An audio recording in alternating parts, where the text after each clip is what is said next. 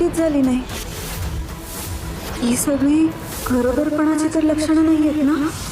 नमस्कार मित्रांनो, स्वागत आहे तुमचं आपल्या खास मराठी साक्षी चॅनलवरती. मित्रांनो, ठरलं तर मग मालिकेत आता सायली ही खरंच आई होणार असल्याचं आपल्याला पाहायला मिळणार आहे.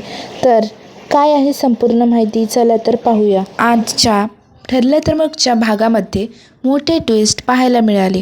एका बाजूला सचिन आणि अस्मिताच्या नात्यामध्ये मोठा वाद झाला, तर दुसऱ्या बाजूला सायलीच्या आयुष्यात एक नवीन संकेत पाहायला मिळाला. आजच्या भागाच्या सुरुवातीलाच घरामध्ये सचिन आणि सगळ्यांमध्ये वाद सुरू असल्याचं पाहायला मिळालं. चैतन्य आणि अस्मिताच्या नात्यावर सचिनने घेतलेल्या संशयामुळे सुभेदार कुटुंब त्याच्यावर नाराज झालेलं असतं. त्यानंतर अस्मिता सचिनला स्पष्ट शब्दात सांगते, मला कधीच वाटलं नव्हतं की तू इतका निर्लज्ज निघशील. मात्र त्यावर सचिन अजूनच संतापलेला पाहायला मिळतो. तो म्हणतो, तुमच्या या नाटकाला मी अजिबात भुलणार नाही. आणि त्यानंतर सचिन एक मोठा आरोप करताना दिसतो. तो म्हणतो, मला तर आता असाही संशय येतोय की तू जन्माला घातलेलं ते बाळ खरंच माझंच असेल का? मग सचिनचं हे बोलणं ऐकताच अस्मिताचा राग अनावर होतो आणि ती थेट सचिनच्या कानाखाली मारते. मात्र त्यानंतर सचिन आणखी भडकतो. तो अस्मिताला म्हणतो, तू तुझ्या नवऱ्यावर हात उचललास, तुला लाज नाही वाटली?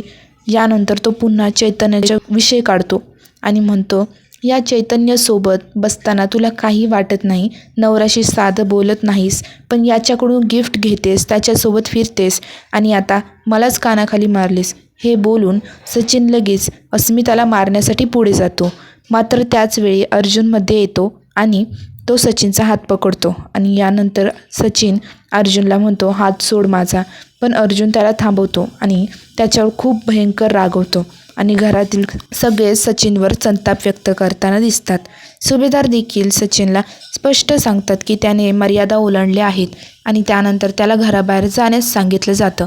आणि दुसरीकडे अस्मिताही आता सचिनच्या बोलण्यामुळे दुखावलेली असते आणि ती आता त्याच्यासोबत राहण्यास तयारच नसल्याचं दिसून येतं. ती डायरेक्ट म्हणते की मला तुझ्याकडून डिवोर्स हवा आहे. आणि तेव्हा असं म्हणल्यावर सचिन म्हणतो की याचे परिणाम खूप वाईट होतील. तुम्हा सगळ्यांची आबरू मी वेशीवर टांगेन. हा सचिन दीक्षितचा शब्द आहे. असं म्हणून आता सचिन तिथून निघून जातो, कारण सगळेजण त्याला म्हणत असतात की इथून निघून जा. तर तेव्हा अर्जुन देखील म्हणत असतो की मी तुला लगेच लिगली डिवोर्सची नोटीस पाठवतो, तू निघ इथून. तेव्हा सगळे त्याला हकलतात आणि तो निघून जातो. अस्मिता ही तिच्या रूममध्ये जाते, सगळे सुभेदार हे तिच्या रूममध्ये जातात आणि सायली ही तिच्या रूममध्ये जाते. तर तेव्हा अस्मितासोबत बसून सगळे तिला सांगत असतात की नको रडूस. ती खूपच रडत असते. तिला खूप दुःख झालेलं असतं की सचिन इतका वाईट कसा काय निघू शकतो. मग तेव्हा आता पुढच्या सीनमध्ये सायली तिच्या रूममध्ये आलेली दाखवली जाते. सायलीला अचानक उलटी येणार असल्यासारखं वाटतं, त्यामुळे ती लगेच वॉशरूममध्ये जाते, पण तिला उलटीच होत नाही. यानंतर सायली विचार करू लागते, मला उलटीसारखं का वाटतंय, पण उलटीच होत का नाही आहे. मग तेव्हा ती एक इन्व्हेलॉप घेते आईबाबाचं, तर त्यात ती पाहते तर काहीतरी लिहिलेलं असतं. आणि मग तेव्हा ती मनात विचार करू लागते की मी खरोखर गरोदर तर नाही ना झाले. तर तेवढ्यात अर्जुन आणि चैतन्य रूममध्ये येतात. अर्जुन म्हणत असतो की बाबा जे बोलले ते अगदी बरोबर आहे. मग खालून कोणीतरी हाक मारल्यामुळे चैतन्य तिथून निघून जातो. आणि तेव्हा यानंतर सायली अर्जुनला विचारते, बाबा काय म्हणाले?